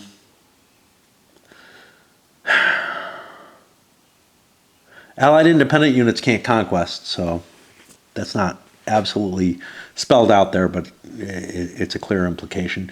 Devastation at the end of the war phase. Once all players have taken their turns, one additional infrastructure is removed from any province where units of multiple powers are still present, including independent units. The power that has a control marker in the province decides which infrastructure to remove. Brandenburg, Prussia decides for the independents. Vassal of Poland. Devastation occurs from the presence of Prussian and Polish units, even while vassal is still in effect for this. So one little twist to the vassalage issue. This is ugly because it means that the vassalage relationship, you can actually hurt the other person with your units, and, well, they can't hurt you in their territory. The warfare of this period was massively destructive and wasteful. Soldiers looted wherever they went. Deliberate and organized destruction of supplies and shelter was a practical way of hurting the enemy's army. Okay. Do we do battle resolution? You know, we are almost done. Okay, we'll do it. Naval and land battles are both resolved using the same simple system. The acting player is the attacker. All other powers are defenders, even if the battle takes place in a province controlled by the acting power. Each battle is resolved with a single roll of battle dice. The attacker and all defenders simultaneously rolling one battle die of the appropriate type for each of their units in the battle. Keep the dice rolled for allied independent units separate to indicate that they are not affected by power special rules. Each leader unit fights as designated on their card, including most power special rules for those, except for Russian leaders don't get the penalty for ill-trained. There's no limit on the total number of battle dice rolled by each side.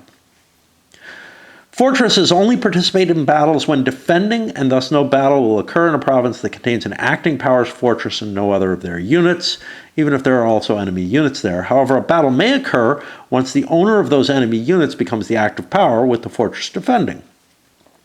Fortresses belonging to the acting power may also not be eliminated even if the battle does take place in a province containing one of their fortresses. It's just not there for that. Truces. Any player may choose not to roll dice in battle in order to purposefully avoid potentially removing units from another power. In some cases, this may mean neither the attacker nor the defender rolls dice, in which case a battle isn't resolved. In battles with only one defender, both attacker and defender may agree not to roll any dice. Otherwise, both must roll dice.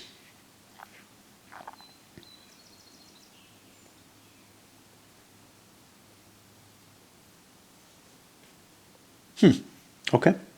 If there are multiple defenders, the attacker should indicate which defenders they're willing to negotiate with, and those defenders may choose not to roll any dice.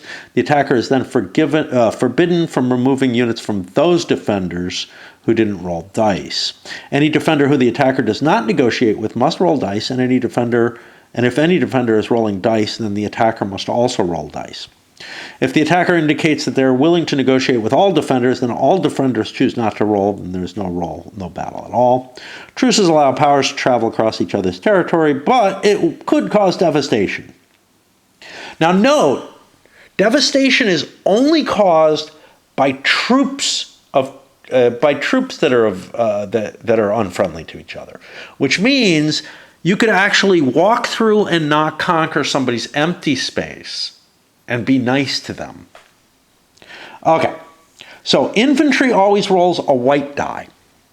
Cavalry always rolls a brown die. Fortresses always roll the gray die. There's only one because there's only one fortress. Ships of the line always roll blue dice. And we have effects. This is a hit. This is a double hit. This takes out one unit. This takes out two. This is a probable hit. It'll remove an enemy if it's not blocked, but it may be converted to a miss by a power with a special rule, or the dramatis personae. This is specific on Cav only, I think. Removes an enemy unit if it's not blocked, but is converted to a miss if there is a defending fortress. You don't get to hit the units that aren't fortresses if the fortress is present. Hit if adjacent fortress counts as a hit if there's a friendly fortress in an adjacent province. That's a naval result only, I think. This is a straight out miss. This is a probable miss. No effect, but can be converted to a hit by a power special rule or dramatis personae. This is a block. It negates a hit. I think it negates these hits, not just probable hits. It looks a little different. Double block negates 2 hits. Block if adjacent fortress, again, looks like a naval one. Hit and block removes 1 enemy unit if not block and negates the effect of a hit. So like these should say, oh no, these do say if not blocked. Okay, cool. And it's up on a per hit basis. So like if I got a double hit and you got a block, I would cause 1 hit to you. Okay. Each uncancelled hit removes 1 enemy unit chosen by the power whose unit was hit. In the case of multiple defenders, the attacker chooses which defending power is going to have to absorb the hits, but they decide the actual units. Defending hits are always assigned to the attacking power. The effects and distribution of each battle die is also summarized on the player aid sheet. You know, I didn't talk about these when I talked about components. I didn't talk about the playbook either. There are, I think, is 1 per player, yeah. It gives the summary of how the war turn works. There's all the battle results, and then on the other side, there's the sequence of play. It's not a lot of complexity to this. I don't know if the player aids are really necessary, but you know what? I'm always in favor of it. It's not a huge cost to add, you know, some extra sheets of stock to a game, and with something that's got, you know, this kind of production value. I just can't see not putting them in. You know, it's not going to raise the price of the overall product by much, and that price is high now. Oh, where are we? All right, let's get to the power specific roles, I guess, before we stop. Hegemony phase. At the start of the hegemony phase, all players should check the hegemony levels are correct for their power. These should be updated continuously through the round, but you might need to calculate them. Especially provinces where another player is asserting control are controlled by no one, which can be very important for the hegemony phase. The power with the highest level in each category now becomes the new hegemon. If there's a tie, the previous hegemon determines between the tied powers. Here it's specific. Check for victory. See if anybody has met their victory conditions, then determine tiebreakers or whatever. Desperate times. If one power is in last place on all 3 hegemony tracks, not tied in any of them,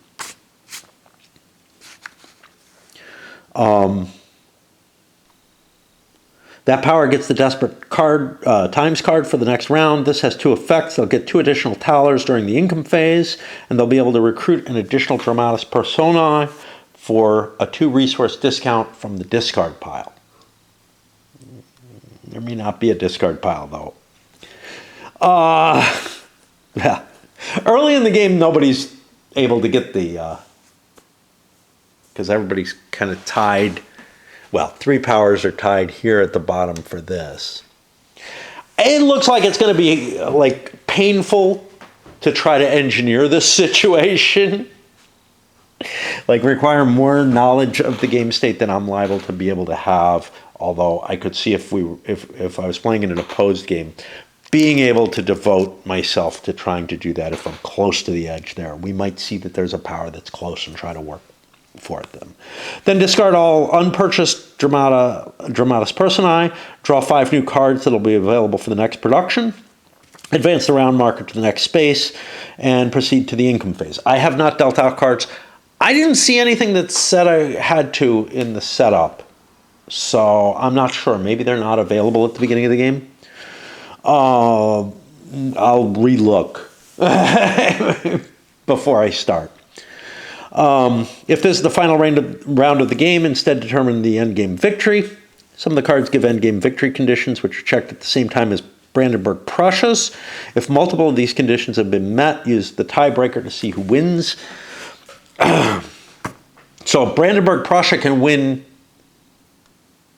can challenge a win, or maybe, you know, end up tying or whatever, in conjunction with dramatis personae victories. Diplomacy and negotiation. Players can talk with each other and negotiate non-binding deals at any time. Though the current phase's hegemon should feel free to cut discussion short if it's taking too long. To me, that means you can shut everybody up if you want to. Like, if you don't like discussion at that point, you can just make them stop. Don't gang up on me. Agreeing to join, okay. Topics for negotiation can be agreeing to join a war. None of these are anything that add to the rules except the following. Begging for money to fight a common enemy or to simply pay off your creditors. So I am guessing that players can give one another money. That was not there. That was not a... Oh, this is the game where you can hand provinces off. I thought it was Imperiology. Okay, now I see where I got confused. Shouldn't have too many rules on the stack at the same time, I guess. At this point, it's 3 games at once. I just got... I'm turning bad again.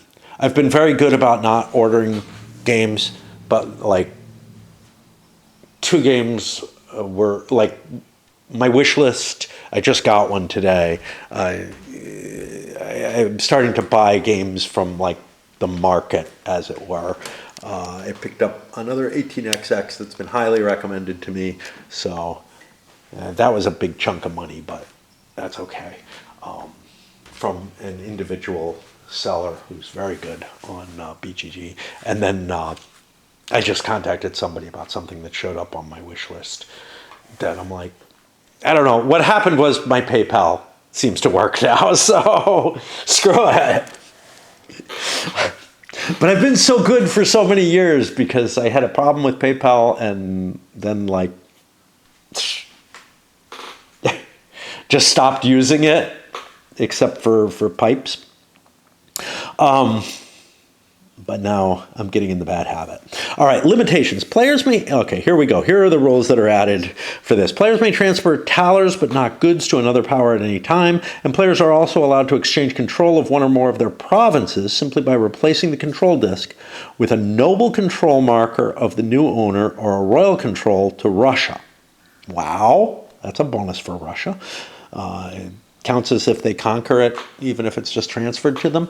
That feels weird. Units, goods, and dramatis personae cannot be transferred to other powers under any circumstances. The only binding deals you can make is agreeing to simultaneously exchange control of a province for another province or for talers. This must happen while one of the involved powers is resolving their actions during a phase before taking income or repaying loans. If a province is exchanged during the initial income phase, it will not produce resources twice. You have to do it either before or after it produces resources. Paying the current hegemon in talers or provinces for agreeing to your proposal about turn order, which must then be implemented. Any other deals and promises players may make are not legally binding and thus may be broken at any time.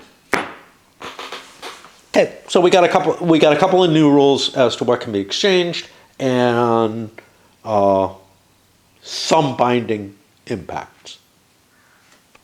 I'm running into a bit of a problem with the house situation. My up here, my dimmer here is the switch is not working quite right, and I had a guy who wanted to replace it because I don't know, because it's just I'll show you. It's just a little stick sticking out, and I'm like, it works fine. I made him go away with and return the dimmer he bought for me. Same guy who bought the bulbs and everything for me. And I'm like, he was feeling guilty because of something he tried to do with plumbing. But, you know, he was going to put the new dimmer in. He was also going to help me put those bulbs in. But neither of which did I let him really do. But with the dimmer, he took it back. But now it's being kind of problematic. I wish it was just a straight switch. I just want on or off on it. I don't need to dim the lights here. They're track lights. People tend to put dimmers on them for some reason. Okay. So I think all we got left is the power-specific rules. Then I think I'm going to take a peek at the playbook as well, though. But I want to go through these. These are on all the player aid cards.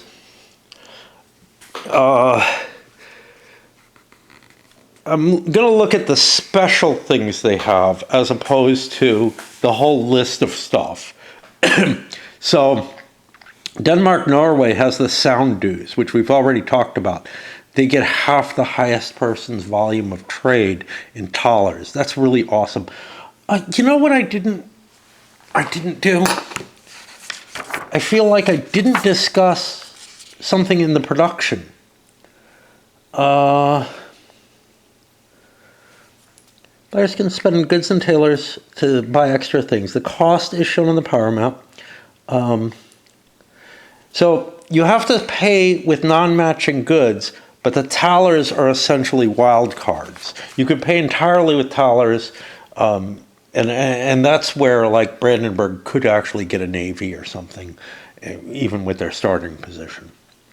Anyway, I just wanted to hit that because I think I didn't mention it. Getting caught away with other things. Sweden! They have superior firepower. One Swedish infantry probable miss result can be upgraded to a hit. That's about it. We have like in these differences between standard and extended game. We're going to be playing extended game. It's already on the card, on the charts. Russia! Russia sucks for hegemony. Military upkeep, well, we already have that. Okay. Autocratic conqueror. When Russia gains control of a province, it puts a royal control instead of noble. Ill-trained troops, all Russian infantry and cavalry, probable hit results are treated as miss. What was, possible hit is the other one. Yeah, or probable miss. This is, just weird stuff, but whatever. Okay. Brandenburg, Prussia. Okay, vassal of Poland. Brandenburg, Prussia begins the game as a vassal of Poland, Lithuania. They have a marker on their chart for that. While this status is maintained, the two powers are not considered enemy to each other. They can do all kinds of stuff moving through each other, etc. Brandenburg, Prussia may choose to cancel the vassal status at the beginning of any round after the first, at which point the two powers are considered enemies as normal. You flip it over to indicate this, and let me see, sum click to each what he deserves was the motto of the Order of the Black Eagle. Okay. Balance of power during production. Brandenburg, Prussia can produce an independent unit for free in any independent province without non-independent units, or a foreign power area, or a sea adjacent to such areas. During their turn in the war phase, they may ally for free with one independent unit. At the end of final hegemony, they win if no other power has yet won, and they control their home spaces and are no longer vassals. Poland, Lithuania. They have the Winged Hussars. One Polish cavalry hit versus non-fortress result inflicts 2 hits instead of 1 if there's no defending fortress. Now, if we look at this, it does have regular hits. It's only this thing that gives you it. Okay. Then we have the setup for the scenarios. We saw that I screwed something up with Ursel. Just didn't put the marker down until there. Flip through, we got tons and tons of different scenarios. Fair enough. We're not going to look through the cards. There's a terms index here. The rule book's not very long. This is useful, give you a catch on things. It does actually also give you the page number, but you may not need that. You may have enough information just in the index. Let us take a look at the playbook very briefly. Examples of play for all the different phases being discussed.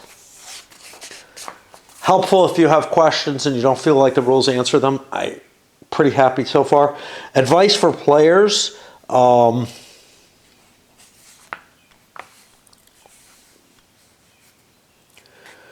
They suggest that there might be some analysis paralysis. Just don't worry so much about optimizing on your first games.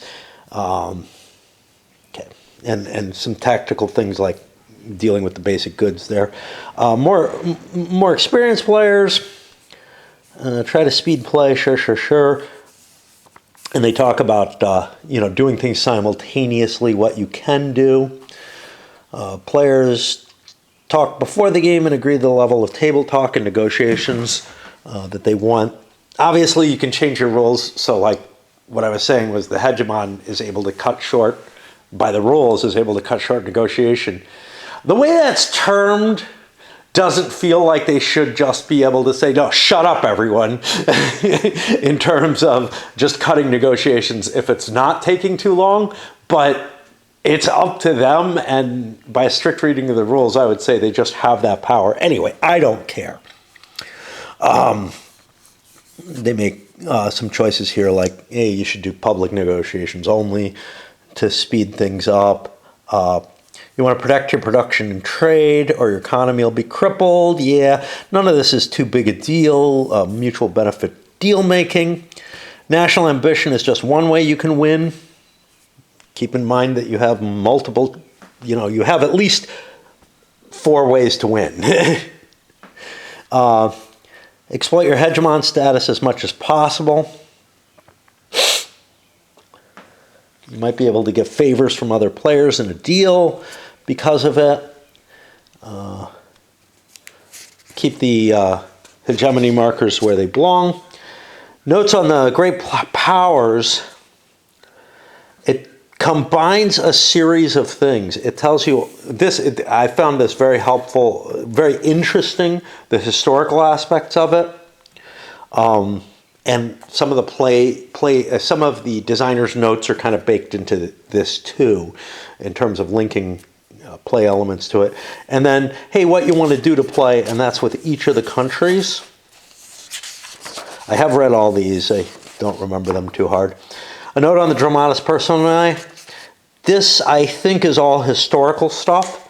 If there's somebody you don't recognize, like Conrad van Bunigen, I do not recognize him. You might want to look things up. Oh, Bathory's in here. Wow. Interesting. Your Mac, yeah. And we got, everybody is actually in here. Eric the 14th. Watching, or went to sleep with a video of him. A timeline of the conflict.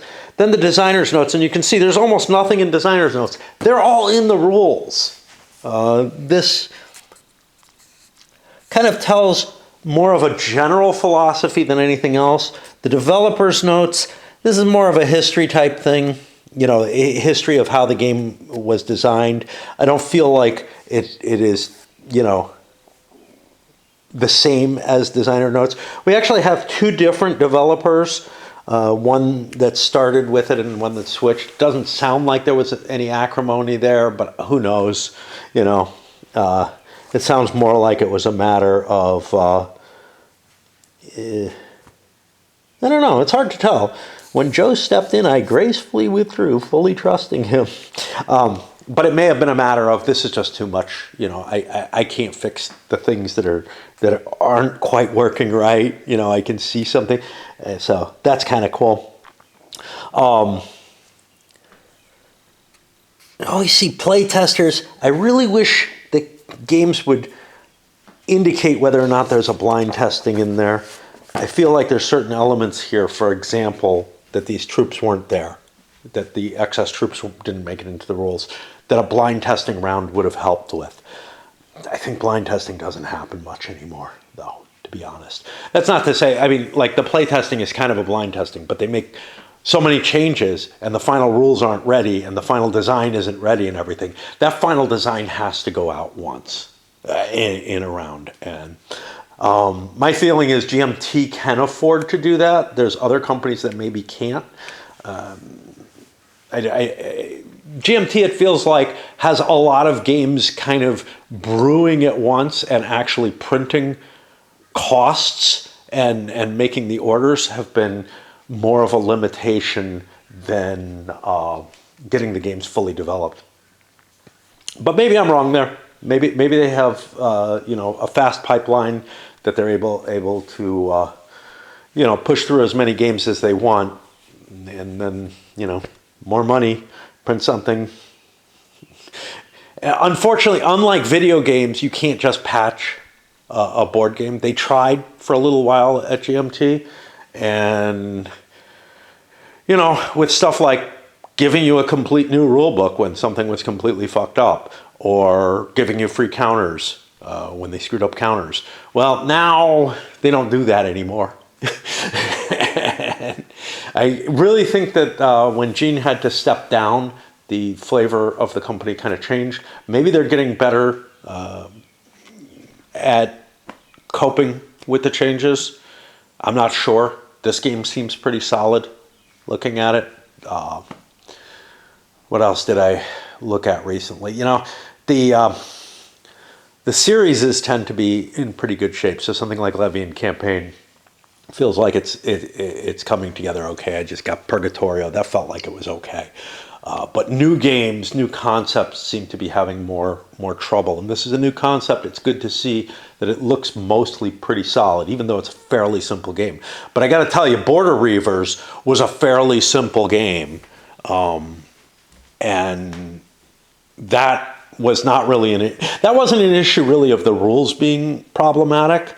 That was an issue of, I'm just trying to see if I have it up here. That was an issue of them not doing enough quality check before they sent things to the printer, as far as I can see. And you got that same kind of problem with Banish All Their Fears, which is sitting over there. I really don't know where Border Reavers is. Should be somewhere in here, I think. But I'm not sure I could see it. I may have just put it downstairs and said, this isn't a war game. Because I don't see it. It's tucked over there. I don't know. I don't know. I mean, it sure shouldn't be over here, is it? These are infidel and stuff. Nah, all too old. Anyway, I have the real feeling that I decided it was not a war game at all, which I think is wrong. I should bring it up here for whatever reason. I'm going to have to do a big shift of stuff anyway, and my shelving down there is getting kind of full. And now I just bought another 18XX game to put down there, and I'm on auto buy on more or less on XXs that GMT puts out as well. Just because I feel like they're doing a pretty good job of the designs that they put out have something interesting in them, and they don't tend to be going over the top. So far I've been happy with every XX that I've played that GMT made. It may not be, one of my favorites or something, but they all seem solid and they all seem interesting and different, as opposed to,